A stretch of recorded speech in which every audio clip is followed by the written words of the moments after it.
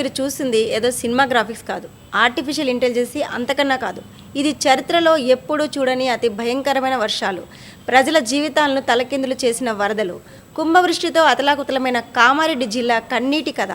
ఒక సిటీ ఏకంగా ఓ మహాసముద్రంగా మారిపోయింది. రోడ్లపై ప్రవహిస్తున్న కార్లు వరద నీటిలో కాగితపు పడవల్లా కొట్టుకుపోయాయి. వందల గ్రామాలకు రాకపోకలు నిలిచిపోయాయి. ప్రజలు తమ జీవితంలో మర్చిపోలేని భయం గుప్పెట్లో బతికారు. అసలు కామారెడ్డిలో ఏం జరిగింది? ఎందుకంత భయంకరమైన వరదలు వచ్చాయి? ఆ వరదలకు కారణం కేవలం వర్షమైనా? రాత్రికి రాత్రే జనజీవనం ఎందుకు స్తంభించిపోయింది? ఇవాళ మనం బర్నింగ్ ఫైల్స్లో చూద్దాం.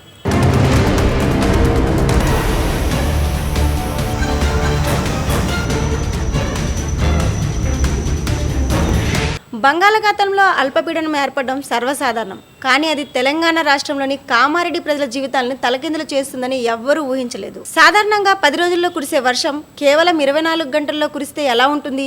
ఖచ్చితంగా ఆ పరిస్థితే కామారెడ్డి జనాలకు ఎదురైంది. ఒకేసారి జిల్లా అంతటా కుండపోత వాన, నిజాంసాగర్ ప్రాజెక్టు గేట్లు ఎత్తివేయడం, ఈ రెండు కలిసి కామారెడ్డిని జలదిగ్బంధంలోకి నెట్టేశాయి.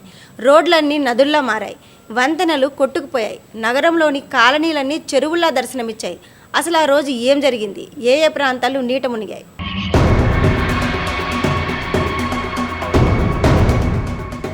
కామారెడ్డి జిల్లా చరిత్రలోనే ఎప్పుడు చూడని అతి భారీ వర్షం ఇది. జిల్లా చరిత్రలో ఎన్నడూ చూడని విధంగా కురిసిన అతి భారీ వర్షం ఈ ప్రాంతాన్ని అతలాకుతలం చేసింది. ఒక్కసారిగా కురిసిన కుండపోత వర్షానికి ప్రజల జీవితాలు తలకిందులయ్యాయి. వారి కలలన్నీ నీటిలో కొట్టుకుపోయాయి. ఈ విపత్తు కేవలం ఒక రోజులో సంభవించలేదు. ఏకధాటిగా 24 గంటల పాటు కురిసిన వర్షం జిల్లా మొత్తాన్ని వణికించింది. ఆ వర్షం తీవ్రత ఎంత ఎక్కువగా ఉందంటే అర్గొండ గ్రామంలో రికార్డు స్థాయిలో 418.3 మిల్లీమీటర్ల వర్షపాతం నమోదైంది. కేవలం ఇది ఒక గ్రామంలో మాత్రమే కాదు, జిల్లాలోని నందిపేట, నిజాంసాగర్, దోమకొండ, సదాశివనగర్, బిక్నూర్, బీర్కూర్, తడ్వాయి, గాంధారి, లింగంపేట వంటి పలు మండలాల్లోనూ భారీ వర్షాలు కురిశాయి. ఈ వర్షాలకు మంజీరా నది ఉప్పొంగి ప్రవహించింది. ఆకాశానికి చిల్లు పడిందా అన్నట్లు కురిసిన భారీ వర్షానికి జనం చిగురుటాకులా వణికిపోయారు. దాని ఉగ్రరూపం ప్రజలకు కంటి మీద కునుకు లేకుండా చేసింది. నిజాంసాగర్ ప్రాజెక్టులోకి ఒకేసారి భారీగా వరద నీరు వచ్చి చేరడంతో ప్రాజెక్టు గేట్లను ఎత్తివేసి దిగువకు నీటిని వదిలారు. దీంతో మంజీరా నది పరివాహక ప్రాంతంలోని లోతట్టు గ్రామాలు జలమయమయ్యాయి. కామారెడ్డి పట్టణంలోని housing board colony, teachers colony, పాత మార్కెట్, కింది బజార్, రైల్వే స్టేషన్ ప్రాంతాలు పూర్తిగా నీట మునిగాయి. వరద నీరు ఏకంగా ఇళ్లలోకి చొచ్చుకు రావడంతో ప్రజలు నిస్సహాయంగా ఉండిపోయారు. వరద తీవ్రత ఎంత ఎక్కువగా ఉందంటే రోడ్లపై ఎక్కడి కార్లు అక్కడే కొట్టుకుపోయాయి. చాలా చోట్ల ట్రాఫిక్ స్తంభించిపోయింది. వరద నీరు ఏకంగా ఇళ్లలోకి చొచ్చుకు రావడంతో ఇంట్లో ఉన్న విలువైన వస్తువులు, ధాన్యం, ఇతర సామాగ్రి అంతా తడిసిపోయి ప్రజలు నిస్సహాయంగా ఉండిపోయారు. వరద తీవ్రత ఎంత ఎక్కువగా ఉందంటే రోడ్లపై ఎక్కడి కార్లు అక్కడే కొట్టుకుపోయాయి. వీధులు నదులను తలపించాయి. చాలా చోట్ల ట్రాఫిక్ కూడా స్తంభించిపోయింది. ప్రజలు గంటల తరబడి చిక్కుకుపోయారు. కీలకమైన జాతీయ రహదారి NH-44పై వరద నీరు చేరడంతో హైదరాబాద్, నాగ్పూర్ రాకపోకలు పూర్తిగా నిలిచిపోయాయి. ఇది కేవలం జిల్లా సమస్యగా కాకుండా అంతర్రాష్ట్ర రవాణాకు కూడా తీవ్ర అంతరాయం కలిగించింది. కొన్ని రైల్వే ట్రాకులు కూడా దెబ్బతిన్నాయి. రైళ్ల రాకపోకలను రద్దు చేయాల్సి వచ్చింది. ఈ అనూహ్యమైన విపత్తు వందల ఎకరాల పంట పొలాలను ముంచెత్తింది. రైతులు తమ కళ్ళ ముందే తమ శ్రమంతా కొట్టుకుపోవడాన్ని చూసి గుండెలు పగిలి ఏడ్చారు. వందల కోట్ల రూపాయల ఆస్తి నష్టం జరిగింది. ఇల్లు, దుకాణాలు, వ్యాపార సంస్థలు ధ్వంసమయ్యాయి. కామారెడ్డి జిల్లా వ్యాప్తంగా దాదాపు 100 గ్రామాలకు రాకపోకలు పూర్తిగా నిలిచిపోయాయి. వరద నీరు తగ్గినా తర్వాత కూడా ఈ గ్రామాలు పునరుద్ధరణ కోసం ఎంతో కష్టపడాల్సి ఉంటుంది. ఈ విపత్తు నుంచి కోలుకోవడానికి చాలా సమయం పడుతుంది. వరదల ఉధృతి పెరగడంతో ప్రభుత్వం తక్షణ సహాయక చర్యలను ప్రారంభించి NDRF, SDRF బృందాలను రంగంలోకి దించింది. ఈ బృందాలు ప్రాణాలను పణంగా పెట్టి ప్రజలను సురక్షిత ప్రాంతాలకు తరలించారు. ఈ భయానక వాతావరణంలో ప్రజలకు సహాయం చేయడానికి పోలీసులు, అధికారులు నిరంతరం శ్రమించారు. ఆహారం, తాగునీరు అందించారు. ఈ సంక్షోభం ప్రజల జీవితాలపై ఒక గాయంలా మిగిలిపోయింది. ఈ అనుభవం జిల్లా చరిత్రలో ఒక చీకటి అధ్యాయంగా నిలిచిపోతుంది. భవిష్యత్తులో ఇలాంటి విపత్తులను ఎదుర్కోవడానికి మనం మరింత సిద్ధంగా ఉండాలని హెచ్చరిస్తుంది.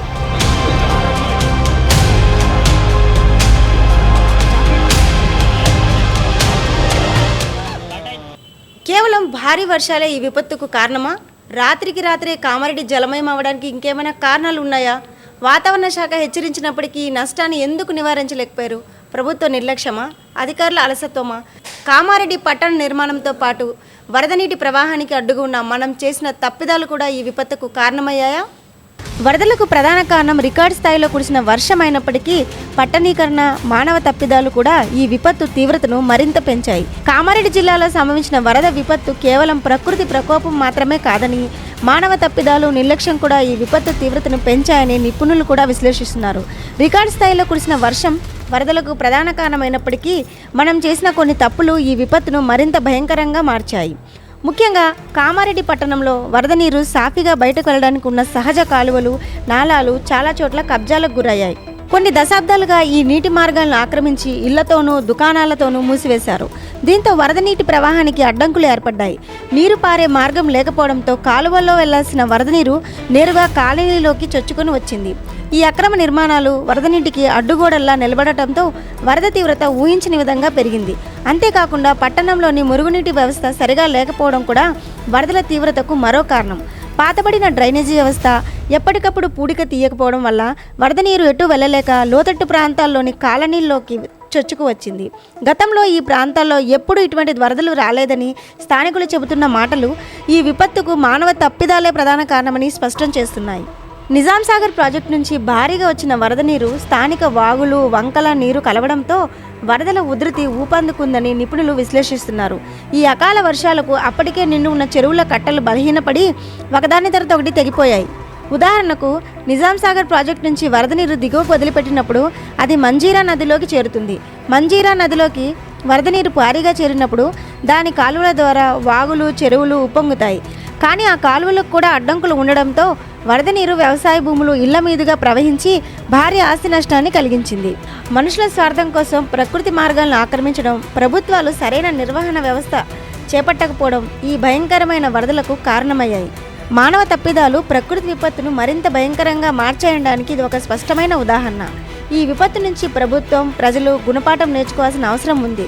భవిష్యత్తులో ఇలాంటి విపత్తులు ఎదురవ్వకుండా ఉండాలంటే నీటి మార్గాలను శుభ్రం చేసి కబ్జాలను తొలగించి ప్రజలు కోరుతున్నారు.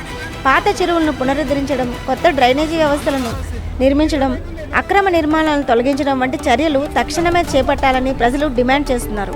ఈ విపత్తు కేవలం వరదల నష్టాన్ని మాత్రమే కాదు, మానవ తప్పిదాల వల్ల కలిగే దుష్పరిణామాలను కూడా గుర్తు చేసింది.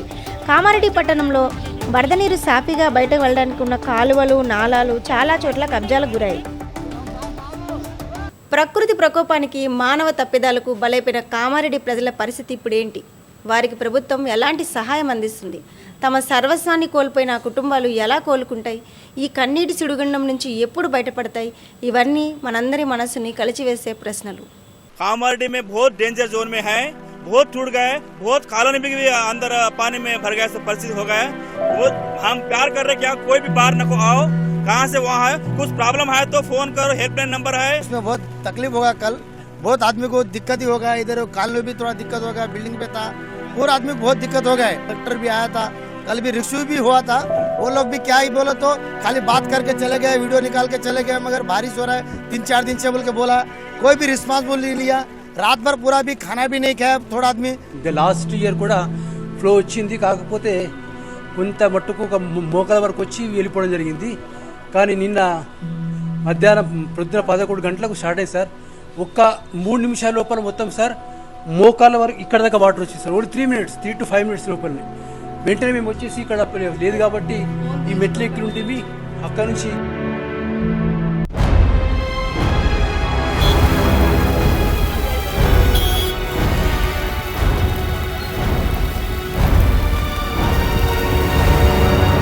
కామారెడ్డి జిల్లాలో సంభవించిన వరద విపత్తు అనంతరం ఇప్పుడు సహాయక చర్యలు, పునరుద్ధరణ పనులు యుద్ధ ప్రాతిపదికన కొనసాగుతున్నాయి.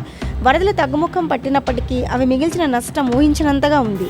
సాధారణ జనజీవనం తిరిగి ప్రారంభించడానికి అధికారులు, ప్రజలు ఎంతో కృషి చేస్తున్నారు. వరదలకు తీవ్రంగా దెబ్బతిన్న రోడ్లు, రైల్వే ట్రాక్ల మరమ్మతుల పనులు వేగంగా జరుగుతున్నాయి. వరద నీరు ఇంకా నిలిచి ఉన్న రోడ్లపై జేసీబీలు, ఇతర యంత్రాల సహాయంతో నీటిని పంపింగ్ చేస్తున్నారు. దెబ్బతిన్న రోడ్లకు తాత్కాలిక మరమ్మతులు చేసి రాకపోకలు పునరుద్ధరించే ప్రయత్నం చేస్తున్నారు. మరోవైపు వరదల్లో చిక్కుకున్న ప్రజలను రక్షించడానికి ఎన్డీఆర్ఎఫ్, ఎస్డీఆర్ఎఫ్ బృందాలు నిరంతరం శ్రమించాయి. వరద తీవ్రత ఎక్కువగా ఉన్న గ్రామాల నుంచి సుమారు వేలాది మంది ప్రజలను బోట్ల సహాయంతో, హెలికాప్టర్ల సహాయంతో రక్షించి ప్రభుత్వ పునరావాస కేంద్రాలకు తరలించారు. తమ ఇళ్లను, సర్వస్వాన్ని కోల్పోయిన ఈ ప్రజలు ఇప్పుడు నిరాశ్రయులుగా ప్రభుత్వ కేంద్రాల్లో తలదాచుకుంటున్నారు. వారికి ప్రభుత్వం, స్వచ్ఛంద సంస్థలు, దాతలు అండగా నిలిచారు.